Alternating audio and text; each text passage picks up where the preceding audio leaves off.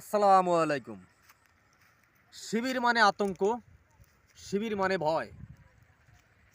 এখন গোটা বাংলাদেশে এতদিন পর্যন্ত এই শিবিরদেরকে একটা ট্যাগ লাগাইয়ে রাখা হয়েছিল, কিন্তু এখন 5ই আগস্টের পরেই দেখা যাচ্ছে শিবির মানেই ভদ্র, শিবির মানেই ভালো, শিবির মানেই এদের পর আস্থা রাখা যায়, শিবির মানেই সুন্দর পরিবেশ, শিবির মানেই সুশৃঙ্খল একটা দল।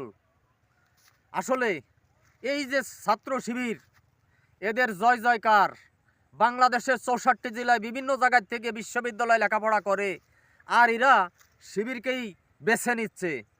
এইটাই আসলে আমরা বিভিন্ন সময় খবরের মাধ্যমে দেখি শিবিরেরই জয় জয়কার। আর এতদিন তো শুনছি শিবির মানে রক্ষাটা, শিবির মানে নারী নির্যাতনকারী, আর এখন কি দেখছি, হায় হায়, এখন তো দেখে এত ভালো লাগছে।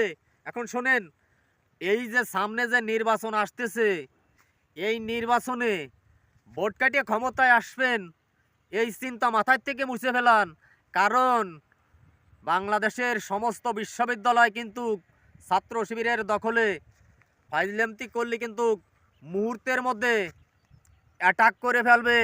যেমন ভেনেজুয়েলার প্রেসিডেন্ট রে ডোনাল্ড ট্রাম্প যেমন নেছে, ঠিক যদি ফাইজলামতি করেন ভোট নিয়ে, জনগণের ভোট নিয়ে, একেবারে ওই রকমই শিবিররা খেস করে ধরবে। সাবধান, জনগণের ভোট নিয়ে তামাশা করবে না। আসসালামু আলাইকুম।